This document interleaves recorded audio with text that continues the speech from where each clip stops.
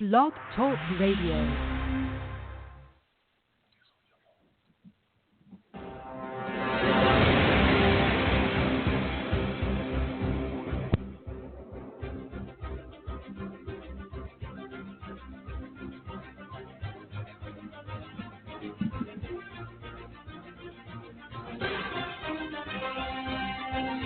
Ladies and gentlemen of America, this is AJC Radio, where we bring the message of justice all around the world. Tonight is no exception. We call it the tsunami of injustice to the IRP5. I'll tell you what, folks, as you tune into this program tonight, we're going to show you step by step, and it's probably not going to happen in one show, but in the next few weeks to come, of exactly what that tsunami is and what it was. And if you know anything about tsunamis, they come with major destruction. The IRP5 are surviving and fighting for justice. Hang on, folks. We take off right now.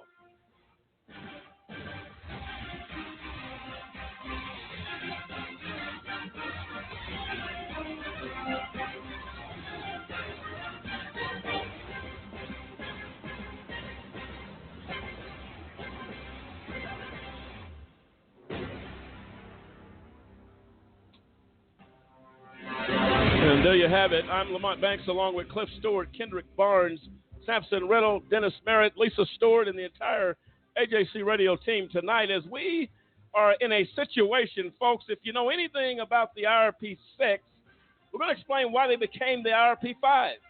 What happens when a country betrays its own and leaves its own in harm's way as a result of a criminal justice system that is failing dramatically? That is the case with the IRP5.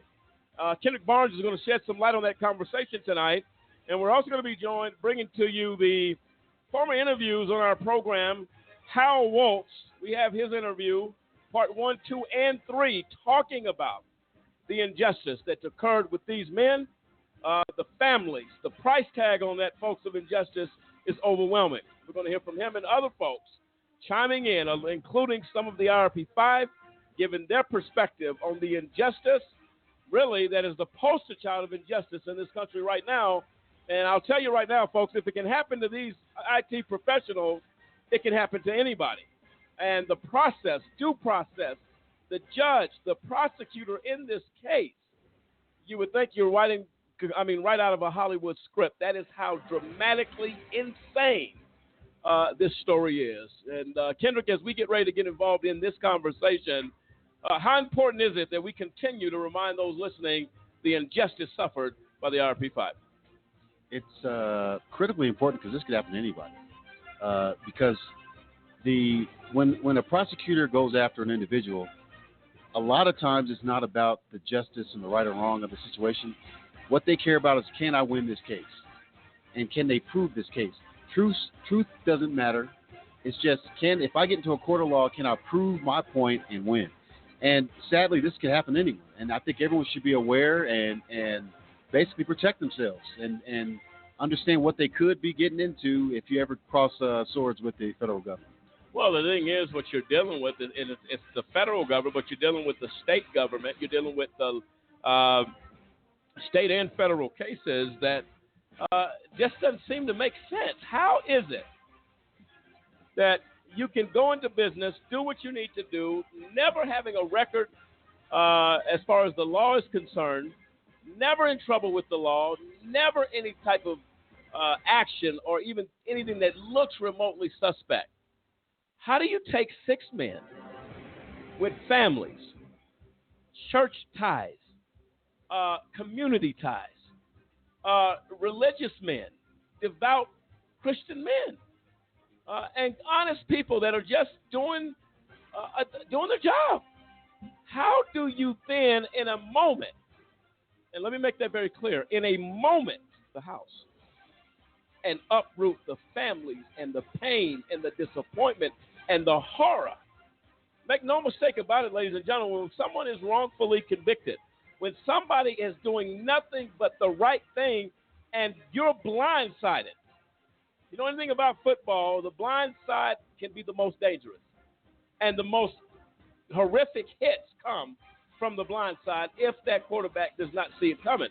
This is exactly the same, except far more greater. A blindsided hit to innocent men who were simply doing their job. We're going to get into that. Samson, your thoughts on this? Yeah, I've seen this from a third-party perspective, learning about the IRP6, who then became the IRP5, seeing, their affected family members throughout, the church and the community, and then hearing the backstory. I mean, like you said, it almost seems unbelievable in the fact of all the things that happened to these men, but it's because, these were bright, these are, upstanding men that got together, they developed a product. Somebody in the federal government decided they wanted it, but they didn't want to pay for it.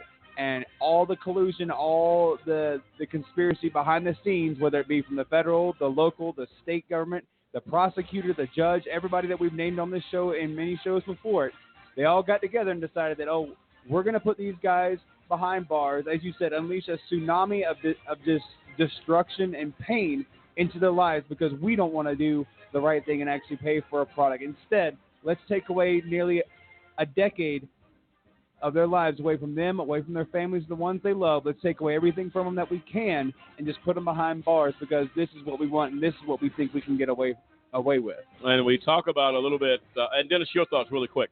Yeah, it's just, again, I agree with everything everyone has said thus far. It's just sad to say that it wasn't about, there's no compassion, there's nothing. It had nothing to do with anything but a win.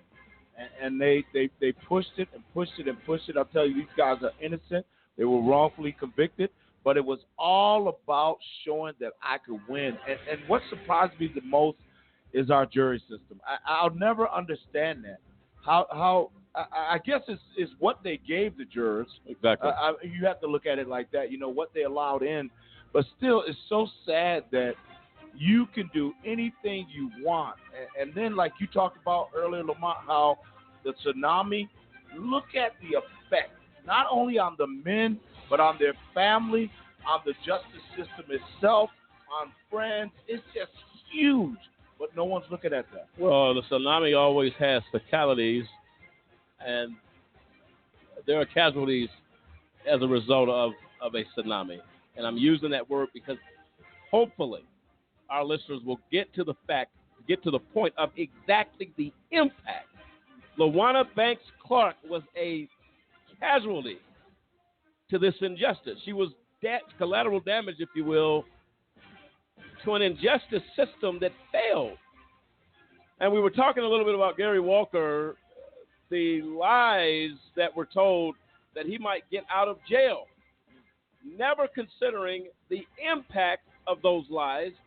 But what I like about the IRP5, they remain true to their integrity, that there was not a crime committed. You're going to hear from LaWanna Banks Clark, her words about the betrayal of Gary Walker, what he did to leave his comrades in harm's way is unimaginable. This show will not be completed in one show. We will continue to pull the layers back one by one of this injustice. The IRP5. Hang on, folks. On the other side of the break, we're coming back. This IRP6 tsunami of injustice, law-abiding citizens left in harm's way. Hang on, folks. This is AJC Radio. We'll be right back.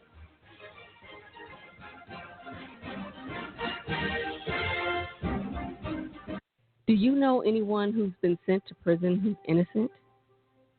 The United States is experiencing record numbers of exonerations in cases where people were wrongfully convicted of crimes they did not commit. If you believe that no one should be sent to prison for crimes they didn't commit, there is something that you can do today. By remembering a just cause with a monthly, annual, or one-time donation, you can help in the fight against wrongful convictions. Call a just cause at 855-529-4252 or visit a-justcause.com and click the donate button. A Just Cause is a 501c3. Wrongful convictions are wrong. Let's be the voice of those who can't speak from behind the wall.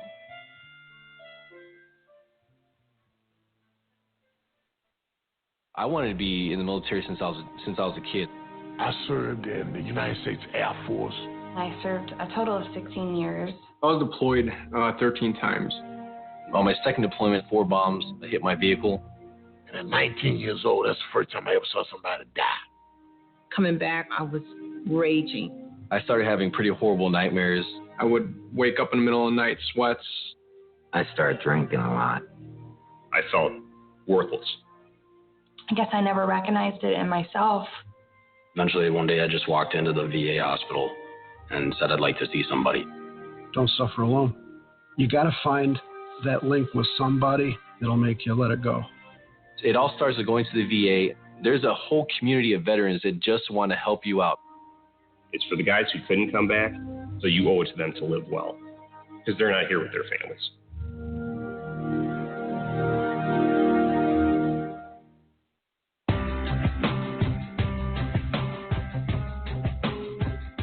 How often does our justice system get it wrong, convicting innocent people of crimes they did not commit?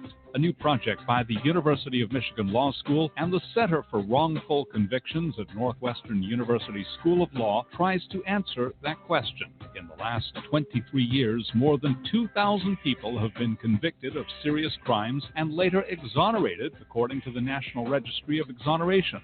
By far, the largest segment was almost 1,200 defendants falsely convicted because of large-scale patterns of police corruption, generally in drug and gun cases. Of the remaining 873 defendants exonerated, nearly half were wrongly convicted of murder, and of that group, 101 were sentenced to death. On average, it took more than 11 years for a conviction to be set aside. Why does the justice system get it wrong? In homicides, the biggest problem is perjury and false accusation, most often by supposed eyewitnesses. False convictions in adult rape cases are primarily based on mistakes by eyewitnesses, while false convictions in child sex abuse cases are often for fabricated crimes that never occurred. 2,000 exonerations may seem small in a nation with more than 2.3 million people behind bars, but there are far more false convictions than the report contains. Most false convictions are never formally challenged, and those convictions that are successfully overturned receive little or no attention from the media, according to the report's authors.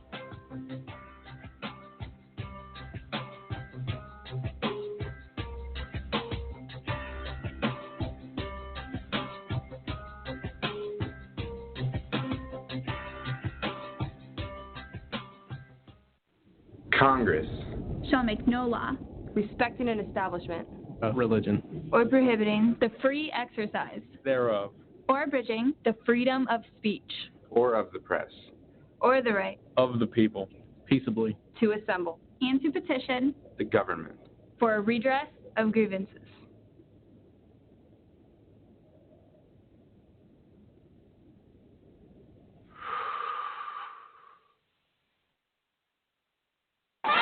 We know you care. Now it's time.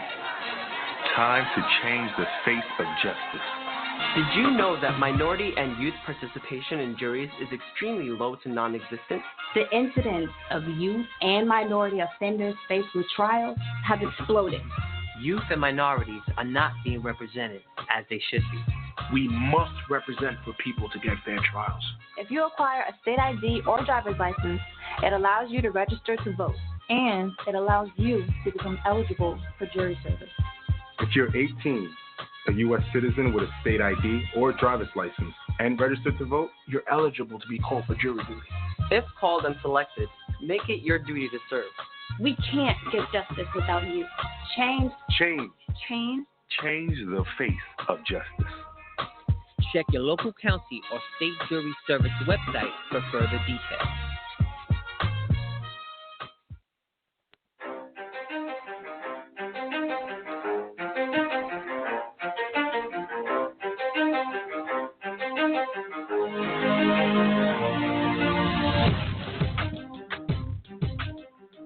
Welcome back, ladies and gentlemen, to AJC Radio. And tonight we deal with the IRP6 tsunami of injustice, law-abiding citizens left in harm's way. We are talking about the IRP5 now, and that's David Banks, Dave Zappolo, Kendrick Barnes, Clinton Stewart, Demetrius Harper. Of course, Kendrick Barnes released. Kendrick walked out of prison I believe back in October, Kendrick? Yeah, October of last year. But definitely among the number who said almost 7 years, 6 and some rather, as a result of this injustice that happened. And our research team is going to look up the definition of what is a tsunami. What is the impact of a tsunami? We are experiencing this in our criminal justice system every day. People are being done wrong. People are being treated, and just freedom and liberties taken away. And in this case, LaWanna Banks Clark, a casualty of that injustice, lost her life November 14, 2018. And it is our belief, based upon questions asked by the medical staff at the time when LaWanna Banks Clark was passing, what type of pressure was LaWanna Banks under? Was she stressed out about anything? Was she upset about anything? We can name many, and the criminal justice system was key in that contribution, if you will, I believe culpable in the death of LaWanna Banks Clark. And we're going to get into that as well. But I'll tell you right now that when you talk about families being affected, you talk about mothers' hearts being broken, you talk about a church community, really an attempt to rip apart this family and these families and communities and all the things that were positive going on as a result of simply the violation of law by these prosecutors, by these U.S. attorneys, by the judge that continue to just paint this picture, folks, of injustice. The IRP5, and Kendrick, you can speak to this. Kendrick was a upstanding member of our society, married, doing the things he needed to do. I've grown up with Kendrick most of my life. Never been in trouble with the law. Kendrick, day in your life. I mean, and none of us have. I mean, outside of a traffic ticket, I've never had any issues with police, law enforcement, especially federal law enforcement, any kind. And that's a lot of times when people talk to me about the case, they're shocked at my age. I was 40 years old when they sent me to prison. And it's like, well, who decides after 40 years of walking a certain way and working hard and never get involved? I don't drink, I don't do drugs, I don't do anything. And I just decide one day that, hey, you know what? Let's get together with 5 other guys. Let's break the law and go to prison. I mean, that just doesn't make sense. That doesn't make common sense to the average person. So absolutely right. And these are things that people who know the IRP5 story are talking about. Howard Waltz, a friend of AJC Radio, Just Cause organization, and really a true advocate of a person, Cliff, that really got involved and really became and got on board in regards to the injustice suffered by the IRP 6 at the time, IRP 5 now, passionate about and clearly dealing with some of the injustices he suffered, could easily read between the lines on this one and know an injustice occurred. Yeah, I mean, Howell is one who does extensive research in every case that he deals with. He's written several books, and in everything that you look at how he analyzed the IRP Solutions case, it's akin to the way that former Judge Sarakin did. That they looked at all of the facts, they looked at what we told them, they looked at the transcripts from the trial, and came to the conclusion that something went awry here. There is no crime. These men did absolutely nothing wrong. And how did a judge, first off, let this into her courtroom? And how does a prosecutor so just blatantly commit atrocities of the law and the judge doesn't hold him accountable? Judge Arguello didn't hold Assistant U.S. Attorney Matthew Kirsch accountable, and Kirsch didn't hold Arguello accountable. They watched and ensured that these men were convicted by, like Dennis said, not allowing the evidence to go to the jury, doing things outside of any realm of the law, but ensuring and Judge Arguello telling the jury, hey, these are things you have to do. You have to come back with a verdict. You aren't allowed to see any more evidence that you want to see from these men. Don't talk to the press after the verdict comes in.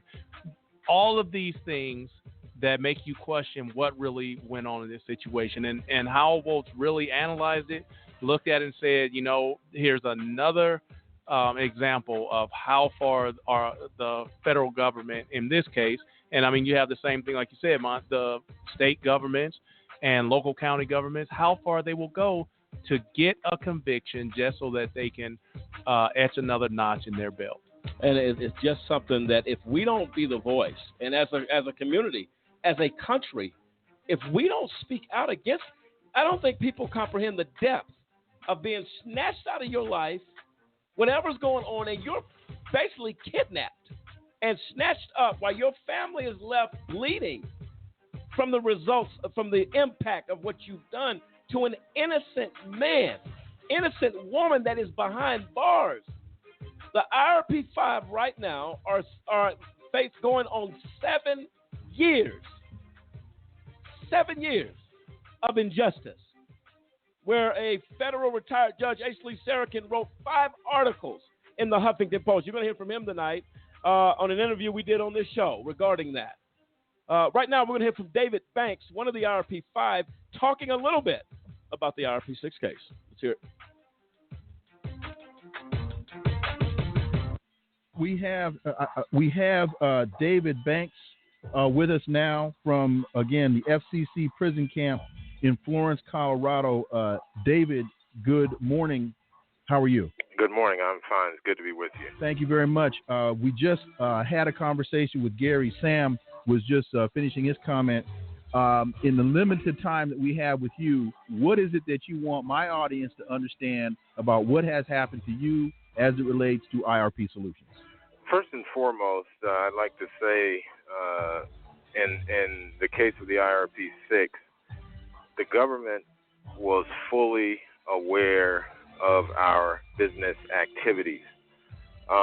In a proffer we submitted to the government, which provided overwhelming evidence not only of our business activities, investment activities, seeking investment, etc. The government was fully aware of who we were dealing with in the federal government, what agencies we were dealing with. We went through, we kept weekly and chronicle weekly activity reports of all of our business activity for approximately 1.5 to 2 years. So we have very detailed information we provided to the government with the proffer on what was going on with our company, including the stuff that was going on with staffing companies. Additional to that, we had a reasonable expectation of revenue at various points between 2002 to 2005, but we kept getting strung along by the government with repeated requests to see the software do more. At some point, we got caught in a catch-22, and obviously it was a very frustrating situation to be continuing to extend our company in debt in anticipation of the government in engaging in business. They had spoke about, at the end of 2003, a $12 million pilot project. So we're working towards these types of goals. In 2004, our resource from the NYPD said he anticipated us closing business with the NYPD at the early part of 2004. So we didn't just casually engage the company financially to go into debt. We had goals based on what we're being told from the Department of Homeland Security, as well as our resource there at the NYPD. So we made a decision to move forward with this business in anticipation of $12 million engagement at the end of 2003 and business with the NYPD early part of 2004.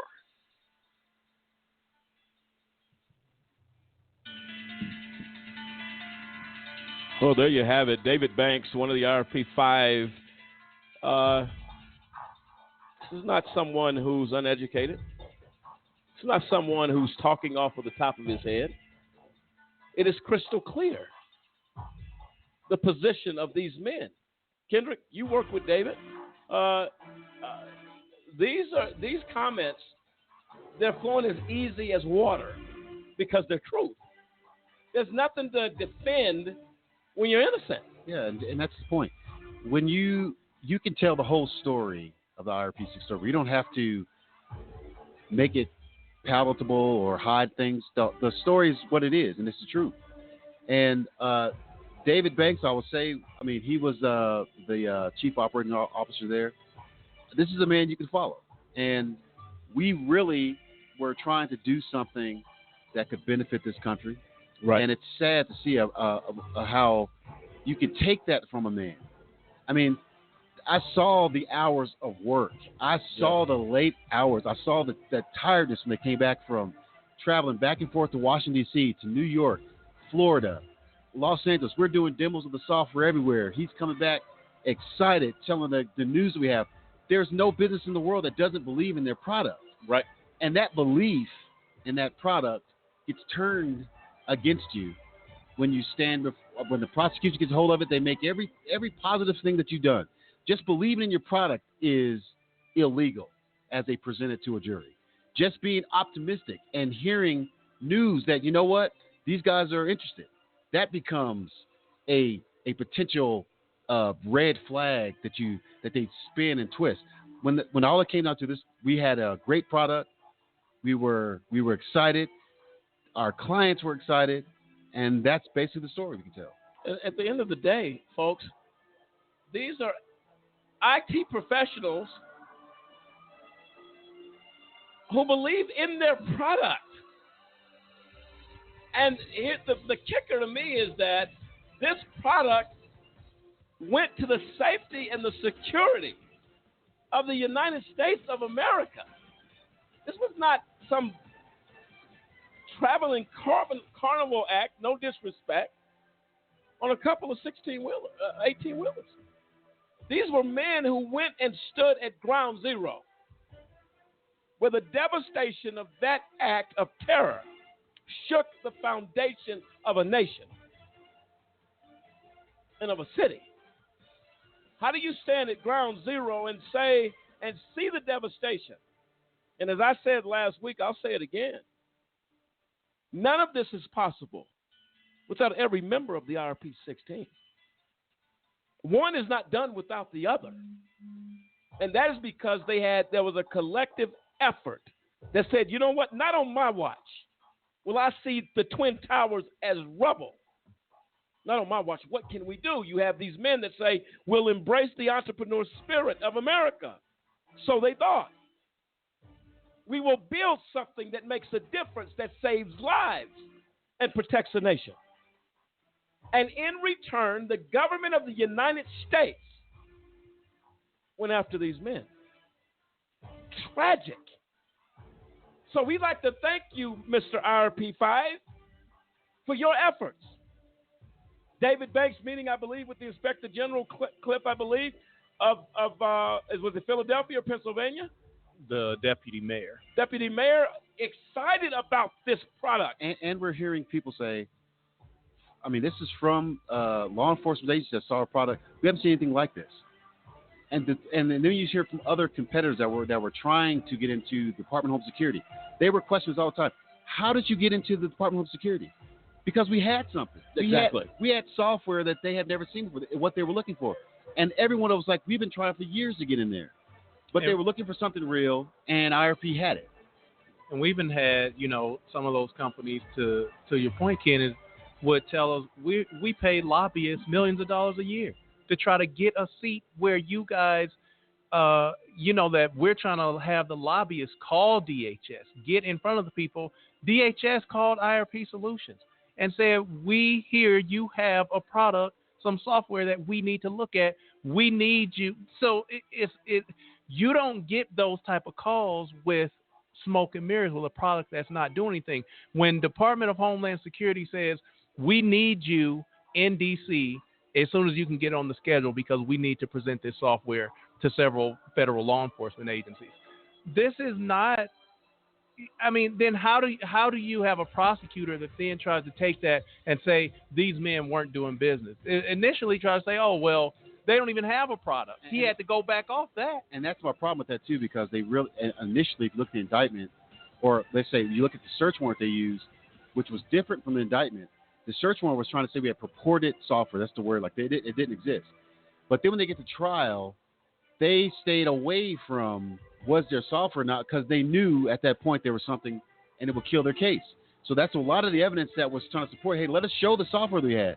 They didn't want to see that. They didn't want the jury to see what we were offering. And the question to me is, why?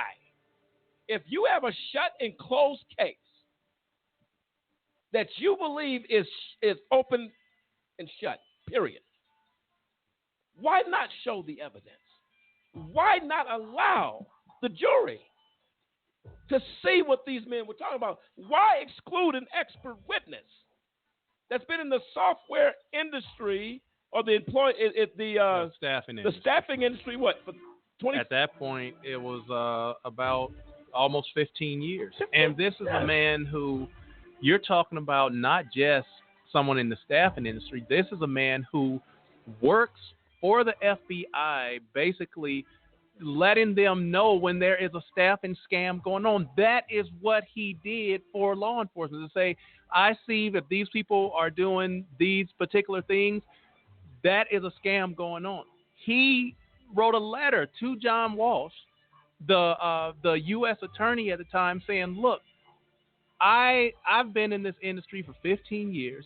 I've watched people who scam staffing companies. I've watched staffing companies who are scammers. These men have done nothing outside of the realms of what goes on in the staffing industry. Let me come before the jury and tell them. And what happens when he gets on the stand, no sooner than he mentions his name, the Judge Christine Arguello in the 10th Circuit of the federal courts says, stop, get off the stand. We're not accepting your testimony. Now, everybody's head spun at that point. Like, what is going on? Why are you taking him off the stand? Why? That's the question. And that is a question we still want answered to this day. Why did you pull our expert witness off the stand to ensure the jury would never hear his take on the situation? And remember, it was two expert witnesses. Two of them expert witnesses, because not only did Andrew Albarelli take the stand, but then Kelly Balcom was going to take the stand. She had been in the staffing industry for 15 years, working with Andrew. They said, no, we're not hearing what you have to say. Well, what doesn't make sense about this is that if the search for justice is the motive, the search for truth is the motive, all the information. So let me break it down for you. The jury did not convict on the facts.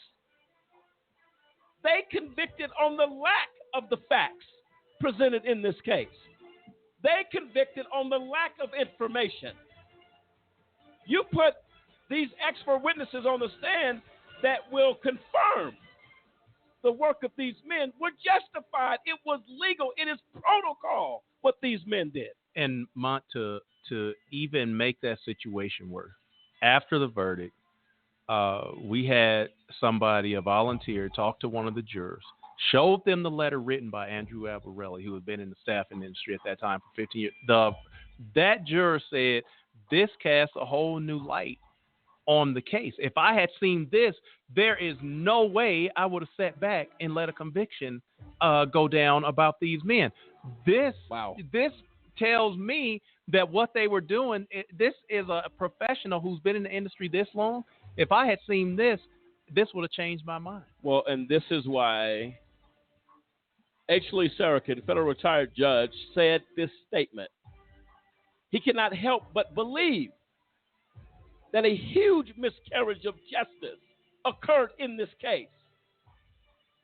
For a retired federal judge to go as far as to write a screenplay of and you're going to hear some of that during this series, and wrote it that people might understand the injustice suffered by these men. And it goes on and on and on. If you're wondering what that is that you're feeling, ladies and gentlemen, the temperature's rising and the heat is up. This is AJC Radio. We continue this discussion on the other side of the break. The tsunami of injustice to law-abiding citizens known as the IRP6. We'll be right back.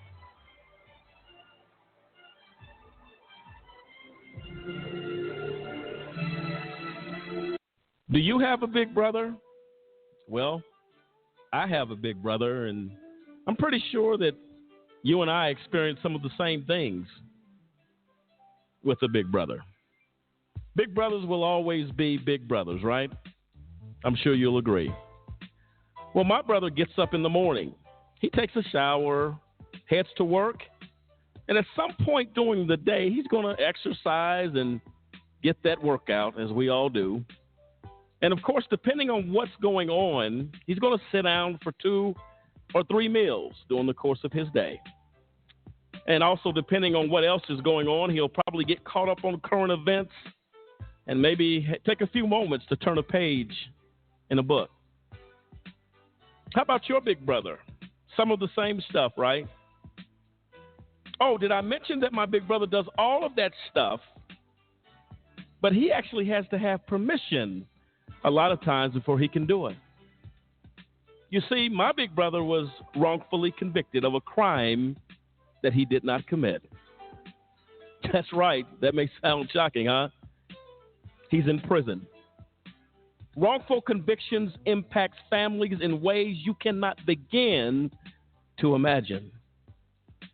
But I've decided that I'm going to do something about it. And I extend an invitation to you to come on board and join me in this fight. You see, I'm helping to be a voice for my big brother and others who have been wrongfully convicted. We'd like you to take a few moments today and call a Just Cause, where we fight for justice. You can call us toll free at 1-855-529-4252. That's 1-855-529-4252. Join with us as we fight for justice and for all big brothers across the land. Here are 50 white guys. Here are 50 black guys. Here's how many white guys can expect to go to prison in their lifetime. The chances amount to 1 out of 17. Now here's how many black guys can expect the same thing. The chances are 1 out of 3. Why? Lots of reasons. It's complicated, but one thing is clear. There's racial bias at every level of the criminal justice system. When blacks and whites commit the same kind of crimes, blacks are more likely to be arrested. Once arrested, they're more likely to be convicted. Once convicted, they're more likely to serve longer sentences. Look at the numbers in America's so-called war on drugs. About 14% of American drug users are black, as are about a quarter of drug sellers. Yet blacks are 34% of the people arrested for drug crimes. And those convicted of drug crimes, 46% are black. By the time we factor in sentencing, there are actually more black drug offenders than white ones in state prisons and in federal prison. In the end, the incarceration rate for drug crimes is 10 times higher for blacks than it is for whites. These are the facts. Racial disparity in America's war on drugs is one big reason that 1 out of 3 black men can expect to go to prison in their lifetime.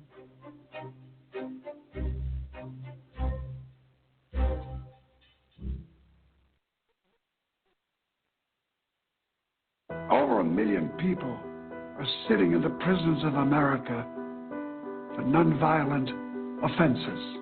That's why I'm asking you to join the American Civil Liberties Union and help us in the fight to end mass incarceration. We spend over $80 billion a year incarcerating people. Alternatives to prison, like community service, drug treatment, and rehabilitation, costs less and can turn lives around. It's time for fair justice. It's time for smart justice. And we need your help.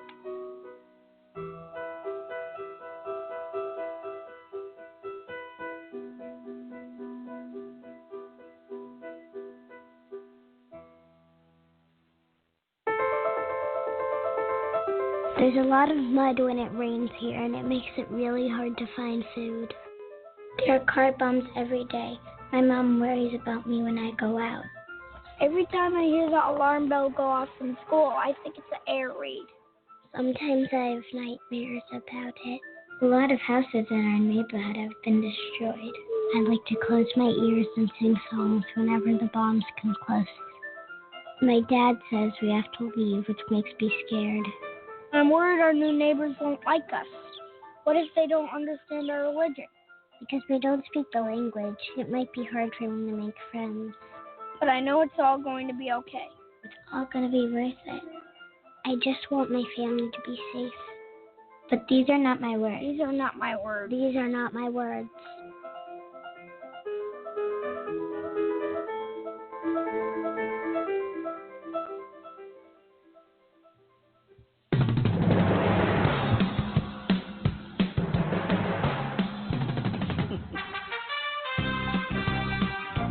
And welcome back, ladies and gentlemen, to AJC Radio, where we bring the message of justice all around the world. And tonight we continue the IRP6 Tsunami of Injustice, talking about the injustice regarding the IRP5 now, law-abiding citizens left in harm's way by a criminal justice system that has failed.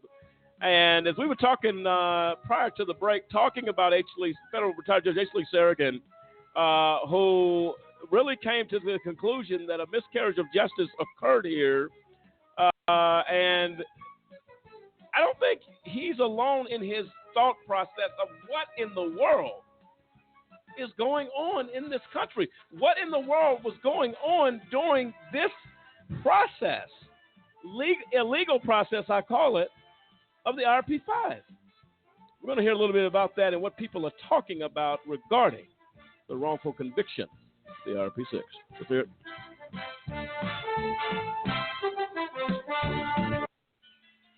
Some people think that business is a game.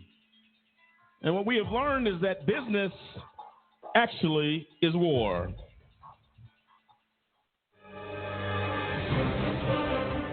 My name is David Banks, and I'm serving an 11-year sentence at the Federal Correctional Complex Prison Camp in Florence, Colorado. I've lost everything. My business, my money, my family, my future, my church, and my freedom. When they wanted people to sign non-disclosure agreements and all that kind of stuff, sometimes they didn't want to do it. Strange to me. I think it's still strange. It just absolutely makes no sense. Is this really real? Is this happening? And then all of a sudden your whole life is ripped apart. Justice is not fair anymore. They say justice is supposed to be blind. It's not blind. It's not blind. They pick and choose who they want to convict and who they want to sentence. Ladies and gentlemen of America, what is going on when innocent men get locked away? Ladies and gentlemen, have you stopped to ask the question, where is justice? It's far away. They were floored that they were even being raided. It became very clear that the court-appointed attorneys were not working for the guys. And it seemed like in many cases that they were collaborating or working with the prosecution. We constantly hear in the news, every week you're going to hear about another person wrongfully convicted. There you have it. Tough questions in need for answers. Lady Justice has gone missing. Where is she? Is this happening in America? The American dream has turned into a nightmare. Crying children left behind as a result of a corrupt system and corruption. We will seek and search for justice. We will ask the tough questions. We will demand answers as justice lays idle in the streets of America. We look for the answer.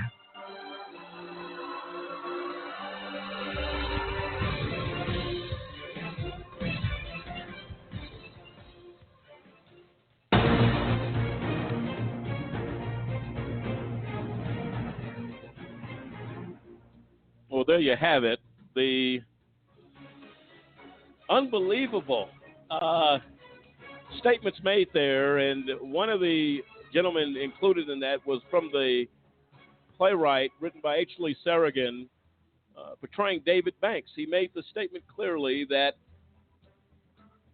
he lost everything as a result of an injustice that has happened. The difference here with the IRP5 is that we continue as an organization to fight for justice. And Kendrick, we are very much aware from what you have shared, what you have talked about in regards to what happened to you. I'm going to come and get your thoughts, Kendrick, on that. H. Lee Sarragan, federal retired judge, he's known for the overturn of the case regarding Hurricane Carter. If you have any wondering as far as who that is, that was a huge case that we believe that gives more than enough credibility to federal retired judge H. Lee Sarragan, who has served this country from the bench in a very, very huge way. And he drew the conclusion, when you take the time to write 5 articles in the Huffington Post addressing this injustice, asking these questions, as we said during that clip, something is wrong. And it should not go ignored. It should not go, well, these guys are just, whatever, they got locked up, it happens. That's not how we change what's going on in this country. And it should not be happening. Sampson, please chime in. Well, just listen to this, the miscarriage of justice that's going on across this entire case. I mean, Cliff mentioned it earlier how, some of the big boys that were at the table for government contracting and trying to get a seat at the table had these lobbyists, and they were mentioning how they try and throw millions of dollars at these 3-letter agencies like the Department of Homeland Security in order just to get a seat at the table. And now we have it where all of a sudden, we've got, 6 intelligent men that came up with a product that nobody else had, and they automatically get a seat at the table with these guys because they're bringing something new to the table. But also the fact of the matter is that it's providing a value add to them. Well, obviously, if you can't see the writing on the wall associated with this, there's jealousy there. There's conspiracy. There's everything behind it. And you're absolutely right, Lamont, in the fact that any change that we're going to see throughout this entire system is going to have to start at the ballot box. We're going to have to get in there. We're going to have to get this information out there and explain to them why there is no logical reason. We've had retired federal judges. We've had, experts state there's absolutely zero reason why these men should be behind bars for any length of time. And yet here we are with an injustice system, as we've called it many times, that has taken, again, decades away from these men and their families. Absolutely, and this is something that we're going to continue to fight and continue to talk about. Right now, we're going to take an interview regarding Howard Waltz, again, a true advocate, I believe, against injustice. Let's hear a little bit about that interview and what he has to say about this case. Let's hear it.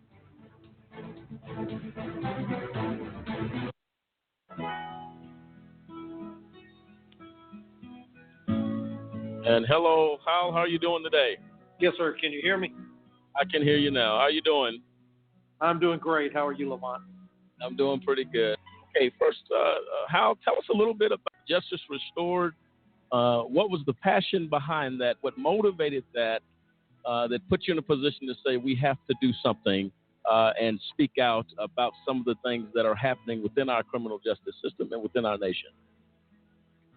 Well, you are familiar with my personal story, which I am trying to leave behind and focus on the positive, on what we can do to heal the system rather than just whining about what they did to me.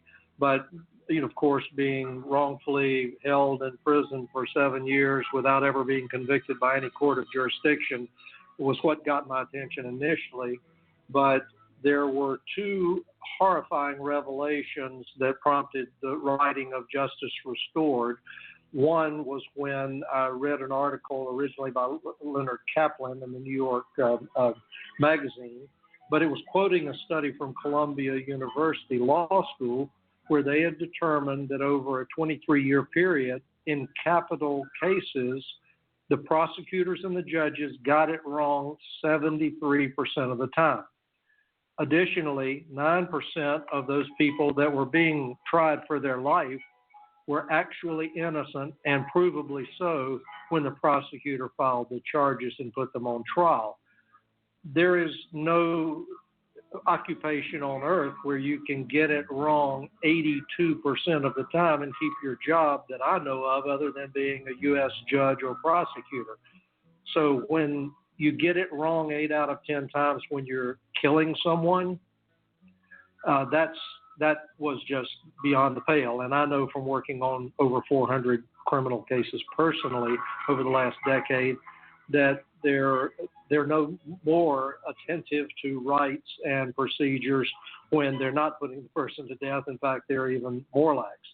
The second article was an admission by the Department of Justice and the FBI stating that they had falsified the evidence using their elite forensic units for a period of 20 years. And they've been caught so many times they finally had an independent study, and it was almost every case, quote, they had falsified the evidence. Joining those two things together, Lamont, if government admits that it lies in almost every case, and Columbia Law School and the courts themselves have now admitted to getting it wrong 8 out of 10 times, why do we even call it a system of justice? Absolutely. Absolutely. And I'll tell you what, as we have been familiar with the problems within the criminal justice system, again, knowing your story specifically and reading, again, your reading. And ladies and gentlemen of America, you want to go out and get justice restored. It's one of the most informative reads that I've ever read. And it's to the point. You want to go out where is that available? I presume everywhere where books are sold. Well, it should be now. As you know, I live in Eastern Europe. The harassment became too great for speaking out on this issue. But it's number one on Amazon and Kindle now in the categories of law, politics, and legislative. So that's probably the easiest place. But it's also being shipped to bookstores across America now. Okay, good deal. And our readers, listeners, definitely need to go out and get that book. Howard, I want to address a portion in your book. As you know, very familiar with the IRP6 story, the injustice that has happened and has occurred there. Tell us a little bit that what prompted you also to feel a need to tell, in brief, the injustice that happened to the IRP6. Well, I could only fit 10 stories into the book to buttress each of the arguments for reform. And if IRP6 case isn't one of the 10 worst, I don't know which might be. You have all the elements with which I've become so familiar in these studies over a decade. It's the same thread of prosecutorial misconduct, and in cases such as this one, outright judicial lawlessness. I mean, what Judge Christine Arguello did to these men, she should not be practicing law, be on the bench. I mean, she should be in prison because she's basically put 6 honest, good men away for a decade or more each, and they had no business even being arrested. It was not even the purview of federal government. It was her job to stop this injustice. So this story had to be included, Lamont. There was just no way around it. It is textbook criminal prosecution. And I agree with that. And that term could not fit better. Criminal prosecution. Really, that's quotes, Lamont. Let's put quotes around that criminal because it's the criminals that did the prosecuting, not those fine men that were sitting at the defense table. No, I agree with that, and that's something that for whatever reason, our society and people just do not want to believe that corruption is on that level. No matter how the statistics, prosecutional misconduct in our current court system these days, no matter how many wrongful convictions come out of American prisons every day, every week, every month, people are being set free because of wrongful convictions. And no matter how compelling the statistics are, it's like we are blinded by a society that is stuck on the fact, well, no, if you go to prison, you deserve to be there. If the prosecutor brings a case, they must have thought you must have done something wrong. That way of thinking and that mindset has got to be eliminated from the minds of the American people because it simply is not true. Your thoughts on that? 10 years ago, I believed that. Every member of my family believed that with all our hearts. If someone had told me my own story, I would have said that absolutely cannot happen in my country. But I guess I should thank these dishonest prosecutors and corrupt judges because they have certainly built a market for my book. I mean, I was more shocked than anyone when I got a call from the publisher saying it had become #1 bestseller in all of its categories. I said, if this is a joke, let's wait till April 1st. But she said, no, this is not a joke. And I said, well, how can this be? I've done no advertising. You know, my other books have been minor successes. Justice Denied, a film was made about it, but I'm not a household name. And she said, you've been on the radio. Says you've had millions of people hear about the book coming out. And apparently the government's built such an audience for you, 71 million people convicted. And Lamont, all of their families know about how corrupt the system is now, too. So I guess that's how, you know, I mean, would you ever have believed that a book on mass incarceration could become a #1 bestseller? Probably not. Probably not. Probably not. So I guess I ought to thank these corrupt people, but it does not slow me down from wanting to see every one of them pay a penalty for what they do to American citizens every day in almost every court across America. I say almost because I haven't found an honest one yet, but I'm still looking. Wow, and that's profound. I mean, the majority, and you know, we hear this all the time that the majority of our criminal justice system is intact. I beg to differ. Because I believe that the statistics do not support that claim. You'll say that we have, for the most part, most prosecutors are right or honest people. Again, the statistics that do not support that claim. Based on the numbers of mass incarceration, it tells me if mass means huge, large, and if it's a large amount of people in prison that should not be there, there has to be a large amount of prosecutors that are responsible and judges that are responsible. You can't have a mass statement and have have very, very small numbers of people within the prosecution and the judges in this country in a small number. Those two things don't come together. If we have a small problem, do you agree with that?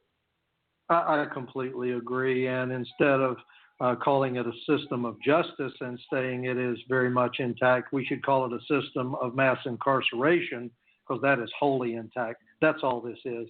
It is a grinder. It is to take citizens living their lives and under a myriad of laws, 314,000 federal statutes now. There were only 3 in 1787, by the way, the 3 that are authorized by the Constitution.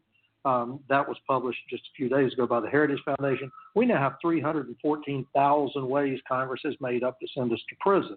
So it is not a system of justice. It is a system of mass incarceration.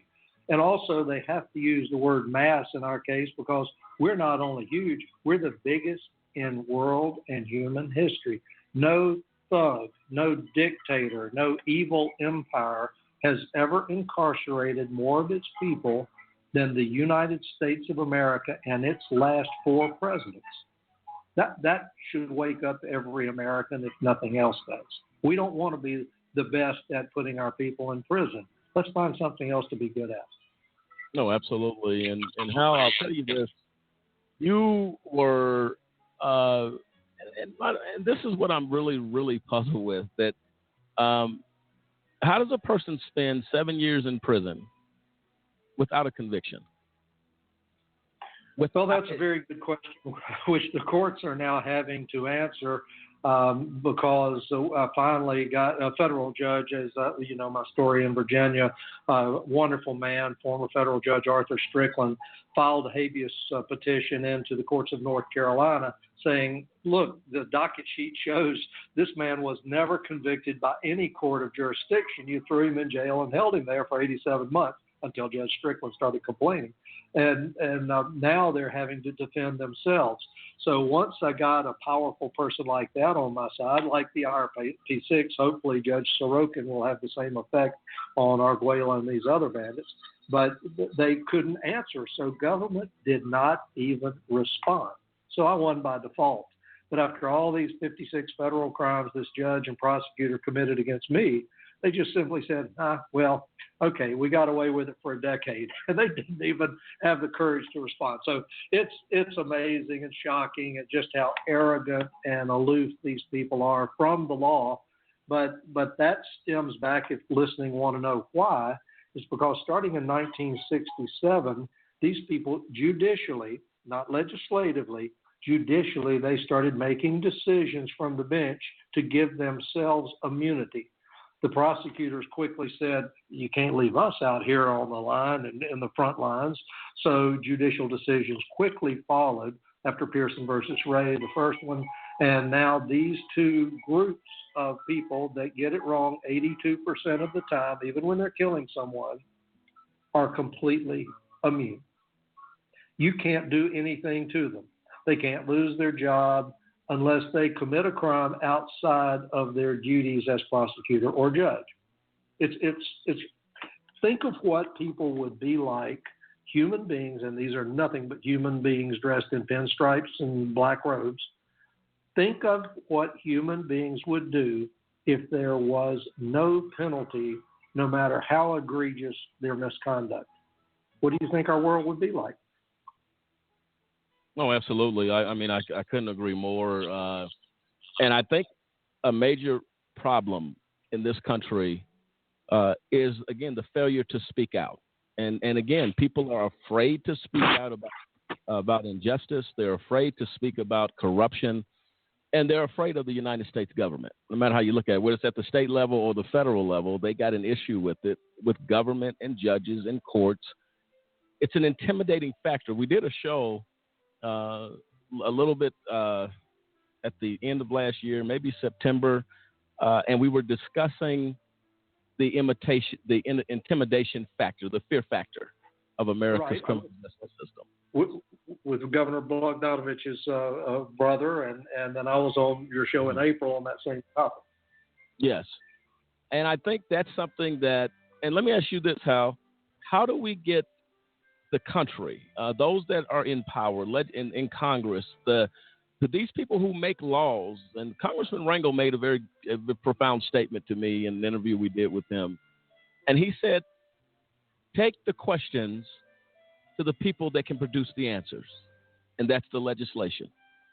Take it to them, ask the questions, and take them to people who can fix it. Congress has the power, so much power, to fix what is wrong within our system. How do we get them to get up and say, you know what, this has to change? They're already talking about overcriminalization. They're already talking about mass incarceration. They're talking about all types of issues of criminal justice reform. What do we need to do to get them to take that next step, to do something that has an impact? Because they have the power to do it. Well, there you have it, ladies and gentlemen. Hal Waltz, again, a dear friend of this network, as well as the organization, A Just Cause. I want to go around the table if we can. What do you say about Hal Waltz? He has no hesitation to attack the system that has failed. He talks about, and Kendrick speaks very clear about the injustice that happened to you and the other guys. When you hear Hal talk, Kendrick, tell me, how refreshing is that to know that we're not the only ones in this fight, but somebody is in it equally to make a difference? Yeah, and I wouldn't personally, I wouldn't categorize it attacking, because they're attacking themselves. He's just telling the truth. Right. It's refreshing to hear somebody just tell it like it is. There's a problem here. What you did was wrong. What the court does is wrong. It's not in just our case; it's in other cases. But if you don't deal with the truth of the matter, it's never going to change. Right. If you don't deal with the ugly, he's just pointing out, look, this is ugly, but you did the ugly. The courts did the ugly. He didn't do the ugly. I didn't do the ugly. You didn't do the ugly. They did it. So it's not on us to sit back and say, well, let's make this pretty for us. Well, lives are at stake here. Right. I lost 6 years. I have friends that are still losing years as I speak right now. As those seconds pass by, they're still in prison right now because of an injustice that needs to be changed. And do they care? Is it not also ugly that an innocent person is losing his life? So, hey, call it out like it is, because they don't care that those men every night sleep away from their family. They don't get the opportunity to have their loved ones call them and say, hey, how are you doing? How was your day? Hey, did you eat well? Did you have a nice nap? Those common things that we just take for granted, the government just throws it away. And that's ugly. So I commend a guy like Harold Waltz who's willing to say, you know what, it's the truth. No matter what it looks like, let me just call it like it is. Oh, absolutely right. Sampson, your thoughts? Yes, and I got to kind of concur with Kendrick on this, on the fact that like you don't hear a single subject that's brought to the table that he backs away from. You never hear a bit of wavering in his stance as far as what's right, what's wrong, what's justice, what's injustice. He addresses every single topic. He calls it out. You know, what happened to these men was a travesty. You know, the judge shouldn't even be practicing law. Absolutely. And he just puts it all on the table, and he doesn't back away from it. And honestly, an upstanding person like that, and, you know, former judge himself, I mean, it's refreshing to have that kind of perspective on the whole situation. Dennis. And if you think about it, I mean, he's experienced what our guys have experienced, the IRP6. He was wrongfully convicted. He was in prison for no reason. I mean, there was nothing ever brought against him. I mean, they just stuck him in prison and kept him there. So he's angry, and he knows that this justice system that we call, you know, blind, is messed up, and it needs to be fixed. And he spoke out against the judges and the prosecutors, how they are technically above the law. You know, if they do anything within the realms of their, you know, their job, they're good. But, you know, it's just sad that America has not heard. And we yell and we yell and we yell and we yell and we yell. And then people start listening, and when it affects them. But he spoke out because he's been there, done that. No, absolutely right. And these are issues that we cannot remain silent on. The IRP5 are real people just like you and me. They hurt just like you and me. David Banks, Demetrius Harper, Clinton Stewart, and Dave Zerpolo remain behind the wall. We will fight until justice is found. Men who stuck to their integrity and would not change it because what they stuck to was the truth. They're innocent. Does that matter? Does it matter at all? This is AJC Radio. Tonight we continue the discussion. The IRP6 tsunami of injustice. Law-abiding citizens left in harm's way. We'll be right back.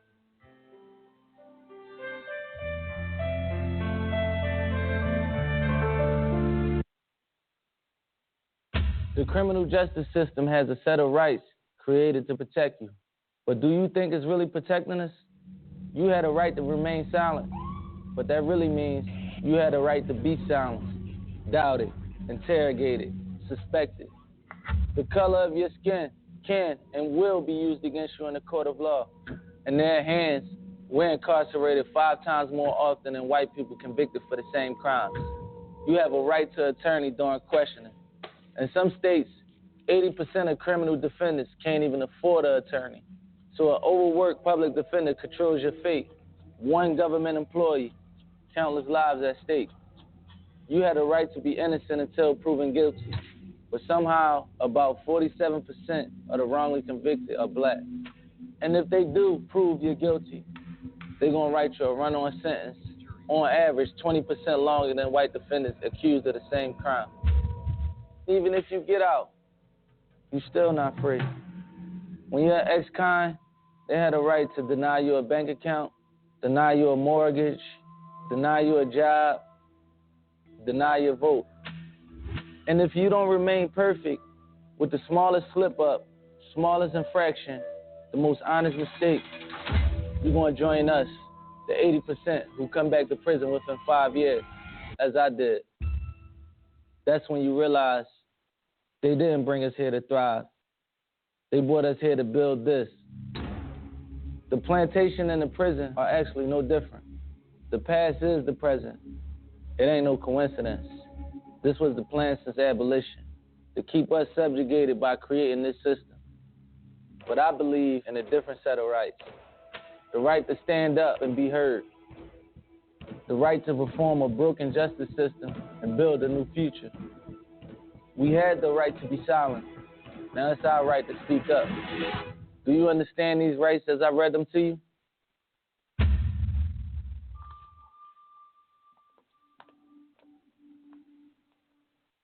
Mass incarceration means that we've got a very high rate of incarceration, historically, comparatively. And the other thing is the rate of incarceration is so high, so socially concentrated, we're no longer incarcerating the individual, but we're incarcerating whole social groups. The rate of incarceration now is about 5 times higher than it was historically. Historically, it was 100 per 100,000. Now it's about 500 per 100,000. If we look at prison, if we add jail to that, it's about 700 per 100,000. Nowhere in the world incarcerates as much as we do. We've seen extremely high rates of exposure to the criminal justice system for African American men with very low levels of schooling. So if we think about black men who were born in the late 1970s and who are growing up through the American prison boom of the 1980s and the 1990s, the chances that they're going to serve time in state or federal prison if they dropped out of high school is about 70%. So going to prison for that group of black men with very low levels of schooling, that's become a normal life event. And that's really only happened in the last 10 years. We're at this point now where there's about 1.2 million African American children with a parent who's incarcerated. That's about 1 in 9. The research shows the kids who experience parental incarceration have diminished school achievement, they have behavioral problems, depressive symptoms, acting out, and there's also evidence that these kinds of negative effects associated with parental incarceration are concentrated more among boys than among girls. And there's a very real risk here that incarceration becomes an inherited trait.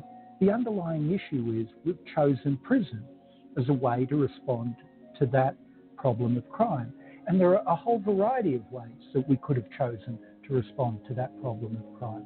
We've chosen the response of the deprivation of liberty. And we've chosen the response of the deprivation of liberty for a historically aggrieved group whose liberty in the United States was never firmly established to begin with.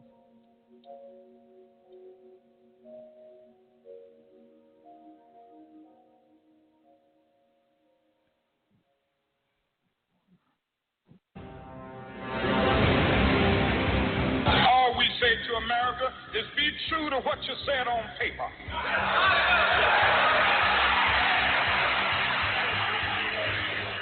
If I lived in China or even Russia or any totalitarian country, maybe I could understand some of these illegal injunctions. Maybe I could understand the denial of certain basic First Amendment privileges because they haven't committed themselves to that over that. But somewhere I read of the freedom of assembly. Somewhere I read of the freedom of speech. Somewhere I read of the freedom of press.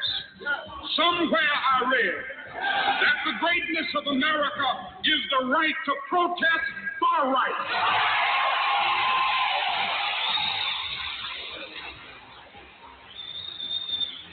So just as I say, we aren't going to let any dogs or water hoses turn us around. We aren't going to let any injunction turn us around.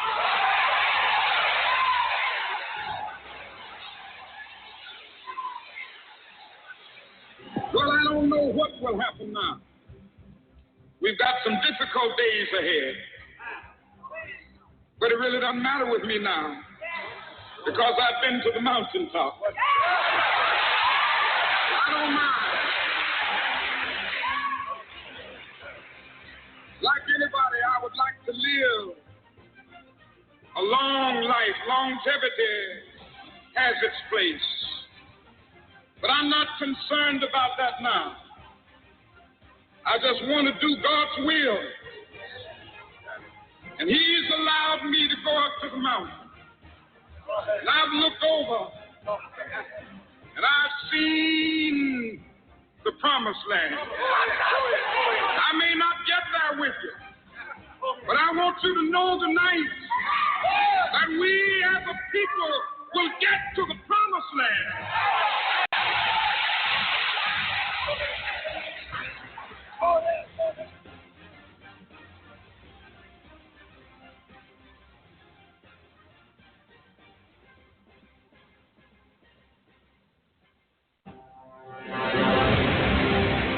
The words of Dr. Martin Luther King as he talks about the right to protest, the right.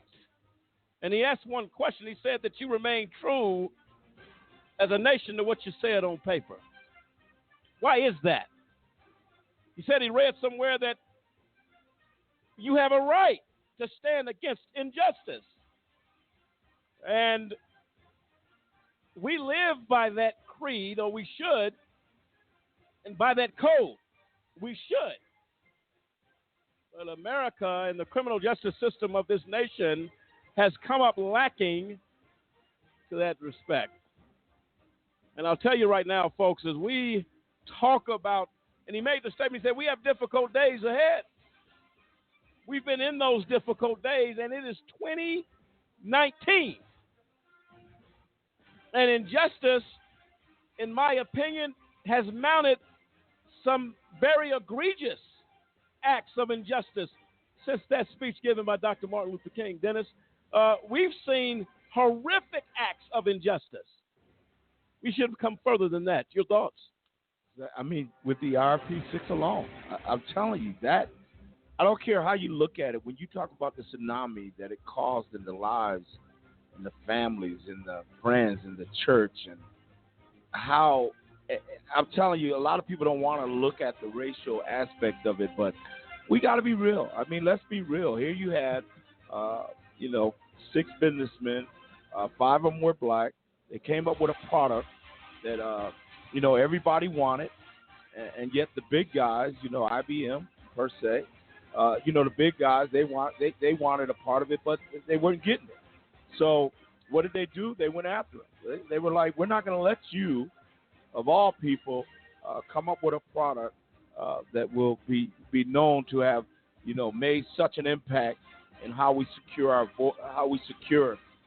our borders. But anyway, it's just so sad that this country still, after that speech, have moved very little when it comes to, equality and when it comes to justice for all, and not based on how much money you make, where you're from, your culture, none of that.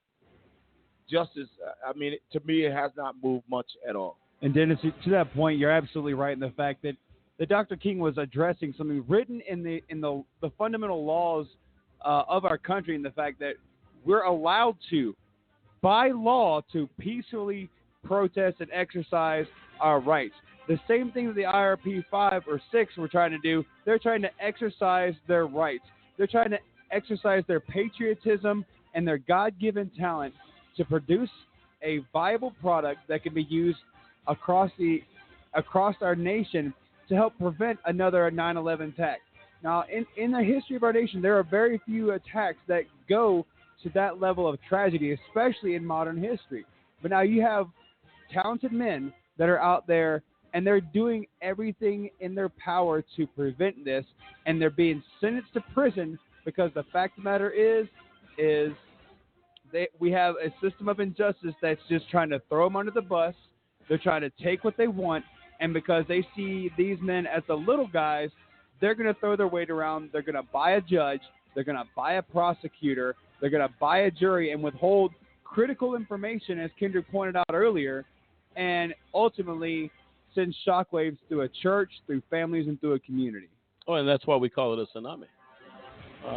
The definition of a tsunami is an arrival or occurrence of something in overwhelming quantities or amounts. The effects of the tsunami range from destruction and damage, death, injury, millions of dollars in financial loss, and long-lasting psychological problems for the inhabitants of the region. The actual effects continue for many years after the disaster has struck. So what does that tell you is the effects, and that's why the only adjective we could give this injustice and best describe it is that tsunami. It is a disaster. It is a psychological. How many times have we talked about people that have been locked up for years as a result of injustice, a wrongful conviction, who lost hope and cannot even function in society years after they're out of the penitentiary, after they're out of America's prisons? They can't even function. They don't know how to survive. This is destruction of a person. Thus, we call what happened to the IRP6. And let's not get the stigma that you get from society. That's right.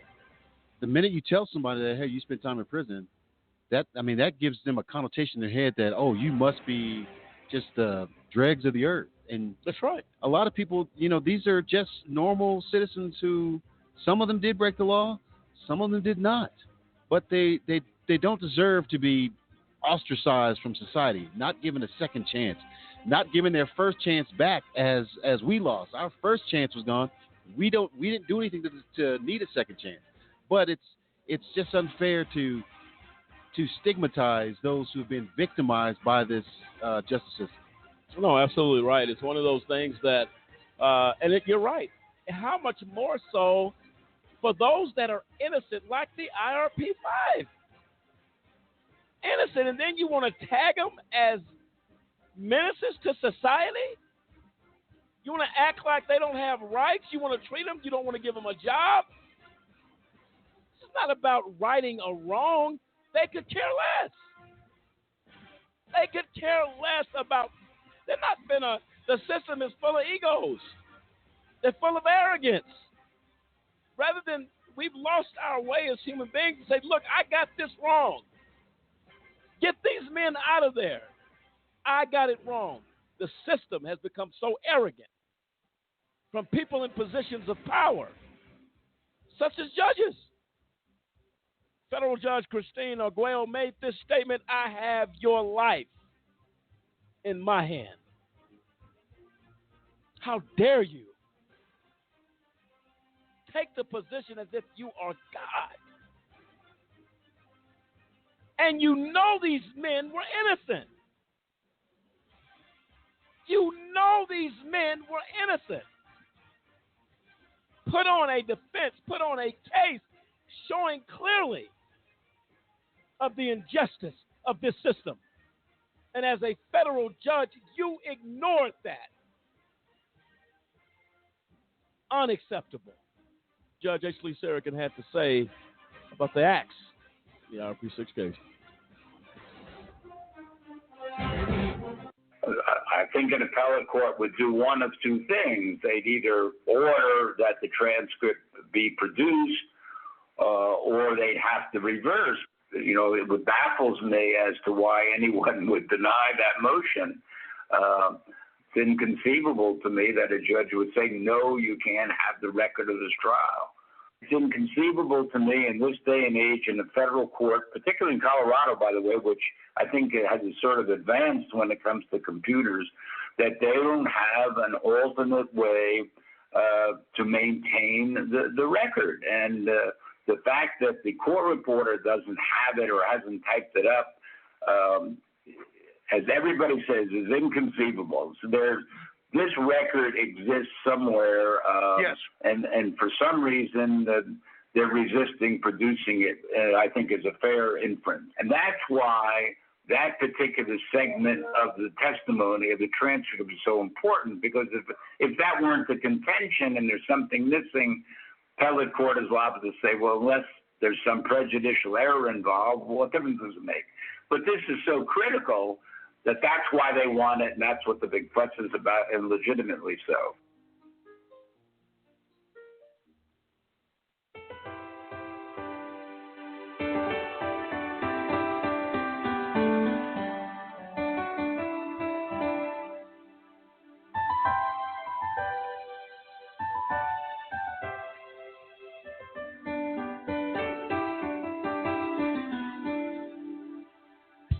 Well, there you have it. Federal retired Judge H. Lee Sarakin speaking on one part of this injustice, Kendrick, the missing transcript. In most cases, if there is a page of a transcript missing, it is grounds for a mistrial. Automatically. Because you don't have to your disposal information, in this case, where the judge violated their right and forced them to testify, compelled them to. If I compel you to take the stand, I have violated the law. Why is that so difficult? The appellate court knows this.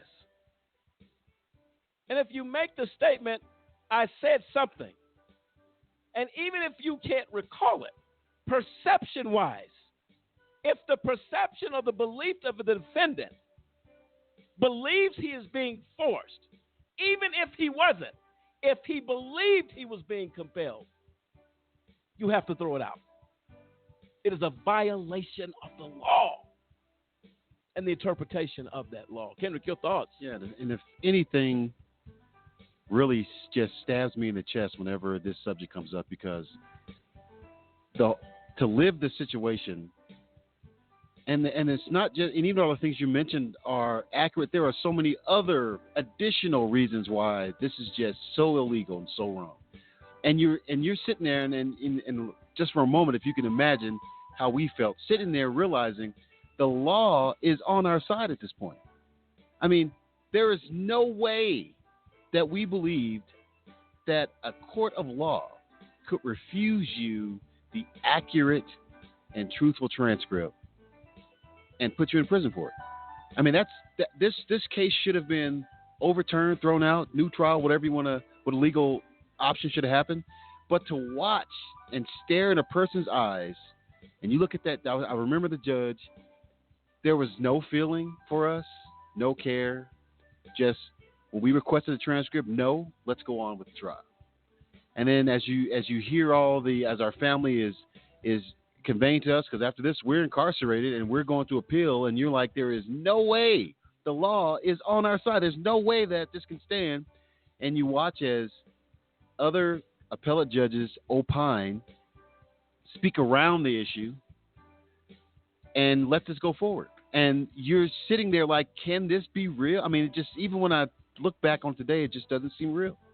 And it just stings you that how can you look at a person and know that I am doing you wrong, and it just doesn't move you to say, you know what, let's make this right. Let's let justice prevail. Well, justice left the courtroom a long time ago. It's an unfortunate, and this is why the belief in the system is lost. You cannot believe in a system that does such egregious acts against an individual, against a group of people who are innocent. They make that innocent, guilty of nothing. And I always wonder, like, what does it give you to do this? I mean, why would you go along with this injustice? And you have the key to say, you know what, I can't let this stand. One decision, these men are free because this is just totally unjust. But you don't. I mean, You have. I mean, if you think of the average person, who does that? Who does that? Yeah. And to take it a step further, a judge has the power to overturn a conviction by a jury in the interest of justice. Think about that. You can go before a jury. They found you guilty on everything. A judge's job is to sit on that bench and say, you know what? Thank you for your service. And I've seen it happen. But they call it vacating the jury's ruling or their decision in the interest of justice. None of that happened here. And when, Kendrick, you say, you try to wrap your hands around this, how do you do that? How do you look in the faces of these family members? And you have the prosecution, the government of the United States, those folks that represented the government are high-fiving. You're high-fiving this act of injustice. And it makes you wonder, when the judge in our case, Christine Arguello, when she was in law school, she was a optimistic, bright-eyed, new student. And they didn't teach you this in school. They taught you to follow the law. What happened? That's right. It's like, what happened along the way where, you know what, did the power get to her? It just feels great that, hey, you know what, I can, on a one whim, send people away and ruin their lives. On this whim, I can save a life. And does that corrupt a person? It just doesn't make any sense to me. It really doesn't. But to make the statement, I have your life in my hand. And to send these men shackled, is that correct, Henry? Yeah, we were immediately. I mean, when we came in for this is just kind of ironic. Well, the sentencing was going on, and we didn't know the verdict, but the courtroom was filled with U.S. Marshals. It was filled with higher ups. Even the actual U.S. attorney was in the courtroom. He never showed up the whole trial, but then he's in the courtroom surrounded by a lot of suits, and you get this feeling, oh no, this is a setup. Because how would all you come to the verdict ready to go? So the marshals were around the judge's stand. They were surrounding the courtroom. I mean, they were everywhere in the courtroom.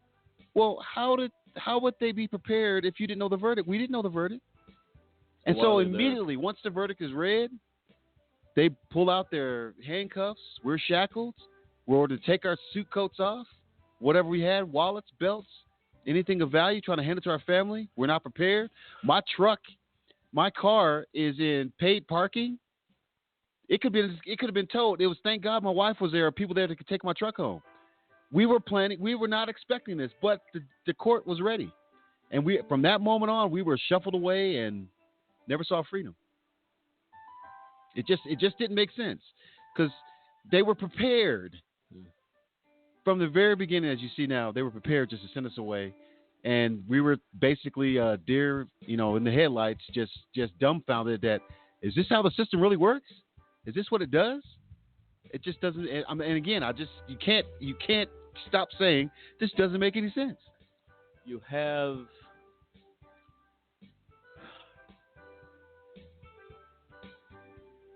Unbelievable. 6 men,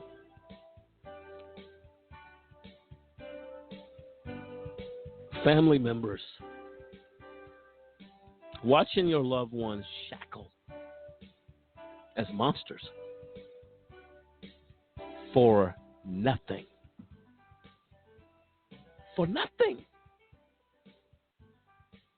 You can imagine the emotion of the families. Because they once believed in a system, surely justice would prevail. It failed. 7 years later, we still fight for justice. Uncomprehendable, uncalled for and the most egregious acts by the court. Howard Walsh said it best. Judge Christina Aguero should not be on the bench. You stripped these men and humiliated them again for nothing, knowing in your heart that these men were innocent. And might I add too, we were telling this how the sentencing happened to an attorney. We were just as we were reviewing attorneys for appeal, and he made a very profound statement. He goes, he was in shock when we told him, hey, the John Walsh was there, and at the time he was the U.S. Attorney for Colorado. And he was like, do you know what he was saying when he was there? We said, no, what does that mean? We don't, this is all new to us. He was sending a clear signal to the judge, I want this one. Give this one to me. Make sure that this is a guilty verdict. He goes, they don't show up. The U.S. sitting U.S. Attorney does not show up to a verdict, just any verdict. That's what you do to El Chapo's or Bernie Madoff's. So who are we that we warranted to him to leave his desk? There's no pressing matters for that day, but to come and hear the sentencing verdict for the IRP6, just a startup company trying to make law enforcement software to benefit the country. We're not selling to corporations. We're trying to sell this product to the government. And the AUSA comes to the verdict with his support staff and all there, and the guy says he was basically sending a signal to say, give me this one. Well, if that's the case, put the chains on the door, turn the lights out in America's courts across this nation, and call it a day. Because the moment we do that, we are wasting our time seeking justice. Shut it down. Shut it down. This is AJC Radio, the tsunami of injustice of the IRP6. We'll be right back.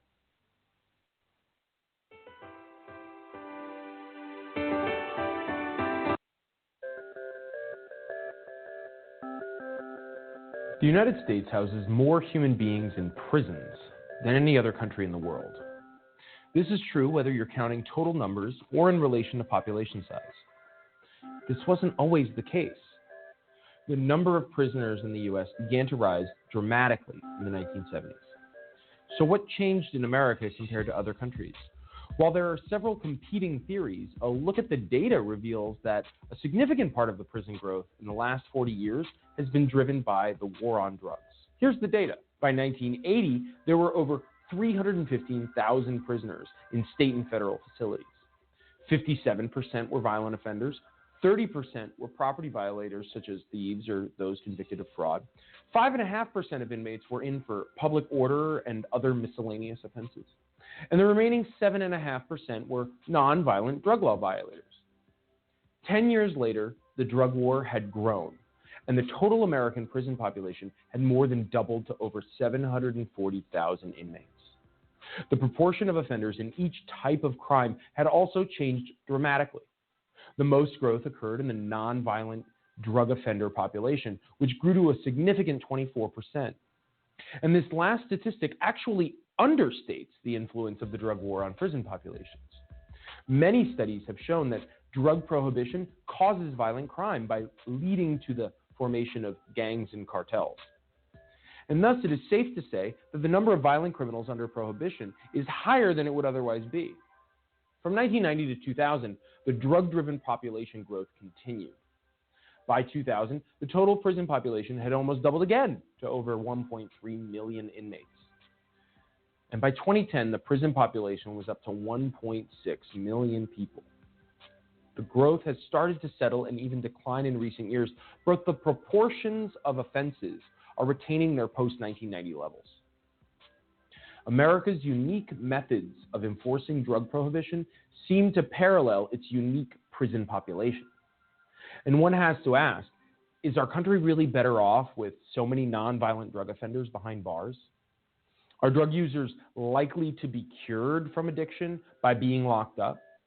Has locking up dealers and users lessened the demand for drugs?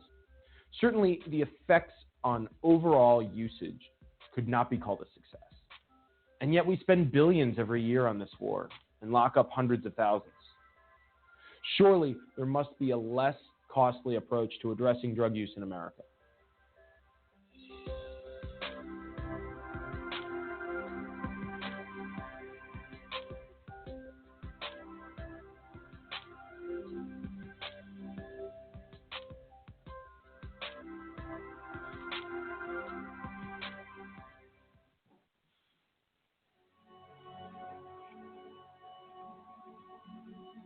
Welcome back, ladies and gentlemen, to AJC Radio. Tonight is,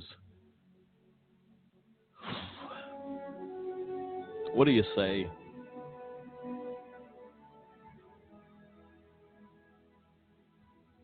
To the families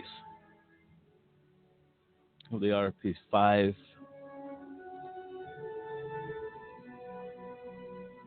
to the Christmases, Thanksgivings, the birthdays, the cookouts, or just family talk around the table. What do you say to the children about a system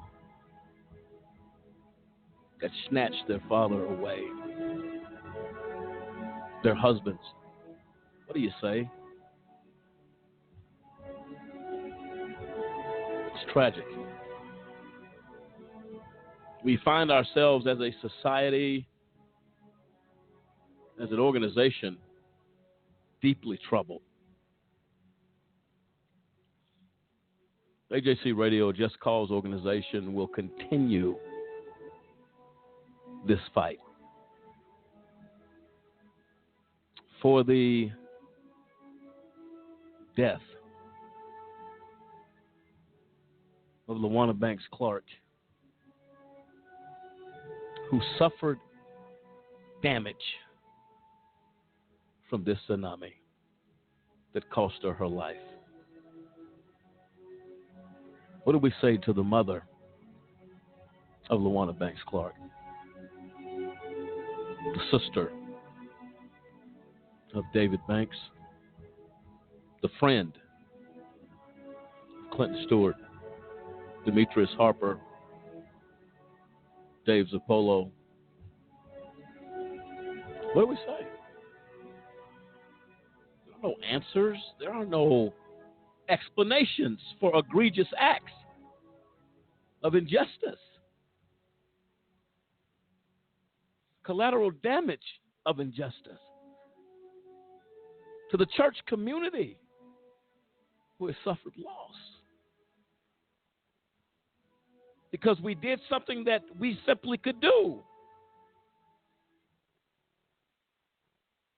What do you say to the sleepless nights of a mother and a pastor whose people have been left in harm's way? Ladies and gentlemen of America, make no mistake about it. This is war. This is war. You have people with platforms in this country that could cry out against this injustice that simply choose not to do so. We have entertainers in Hollywood that could speak to this issue that simply remain silent. Because it's not my problem. It's not my situation.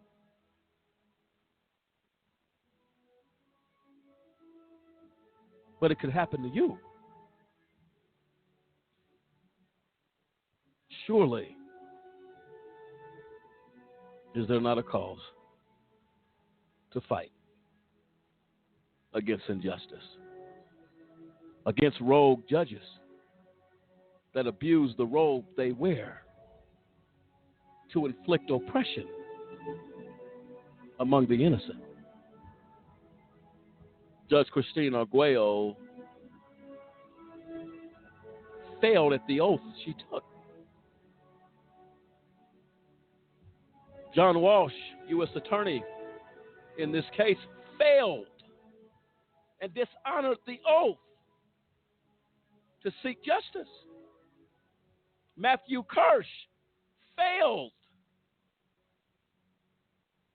to uphold the oath. That should have never happened. And we wonder why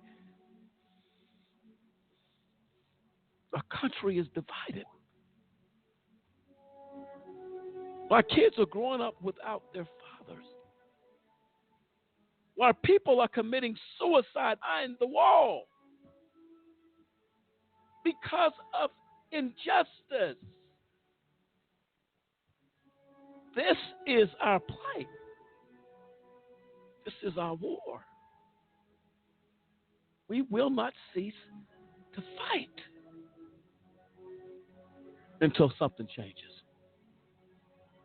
And Lamont, to your point, I mean, you mentioned earlier how there's so much ego and there's so much, puffed up personality that is in these offices. They truly have let their eyes get clouded over to the fact that, to your point, their oath of office, but more importantly, their title is they're a public servant.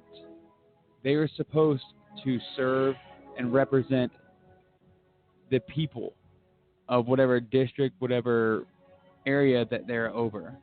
But instead, they look towards lining their pockets, taking bribes, and pursuit of their own self-worth, as it were, rather than to what should be a noble calling that is now just turned into some pious drudgery of gathering money as fast as you can, regardless of who you hurt along the way. I personally think that, just from what I've seen of the impact this has had on, like as you mentioned, a pastor, a church, families, a community, that the judge, the U.S. attorney, anybody that is culpable to these things, they best believe, as you said, they've got a fight on their hands. This is not something that's going to back down or go away anytime soon. 5 months ago, almost to the date, 2 days ago,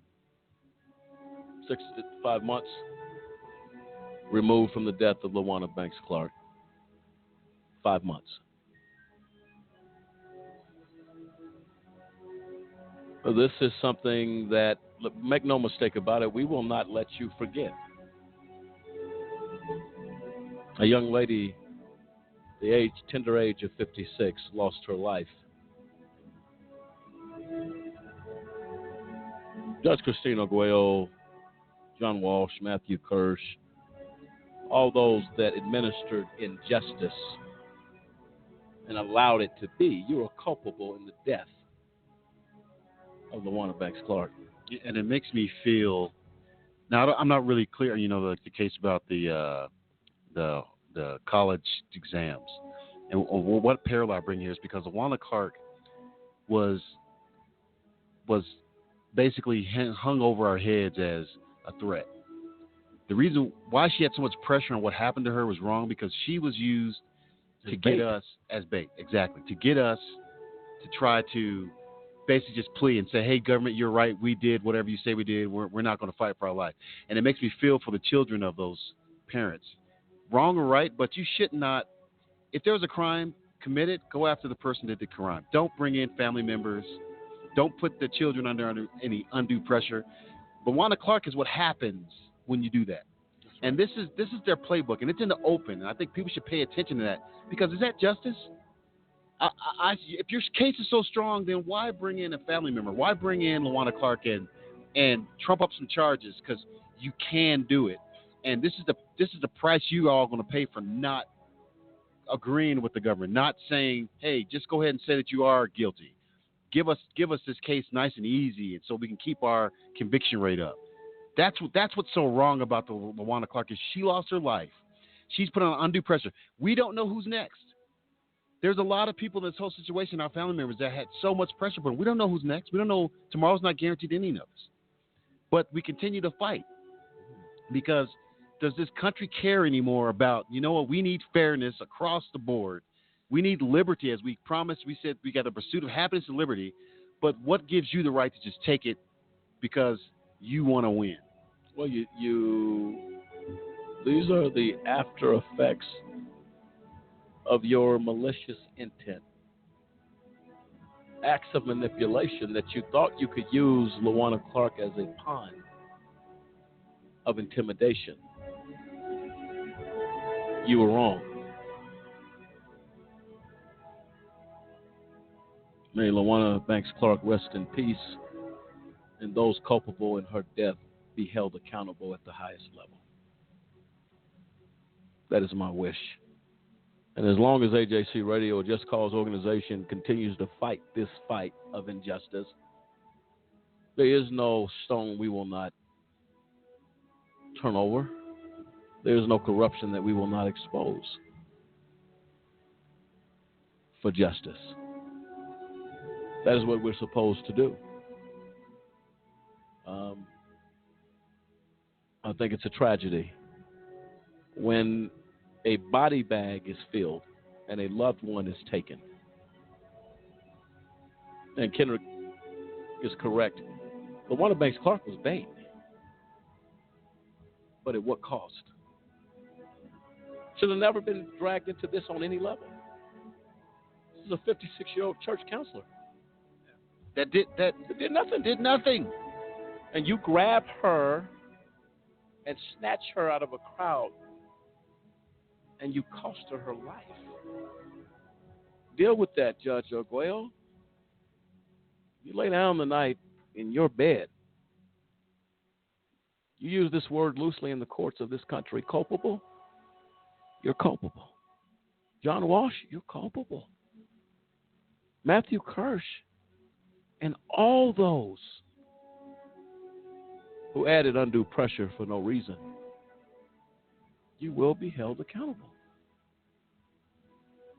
And you will be called out on that. Ladies and gentlemen, on next Tuesday, we will continue this discussion. Part 2, Tsunami of Injustice. We talk about the betrayal of Gary Walker, the lies of deceit that are clearly contradicted, not by somebody else's statements, by his own. You'll hear LaWanna Clark's position on the betrayal of Gary Walker. You will hear the frustration and the pressure in that statement made by LaWanna Clark. You will hear from Yolanda Walker on the acts of betrayal of a wife and a son. Well, these conversations are easy, no, but we will have them until justice is found. Until next time, America, good night, and continue to seek for justice. This is AJC Radio signing off. Good night.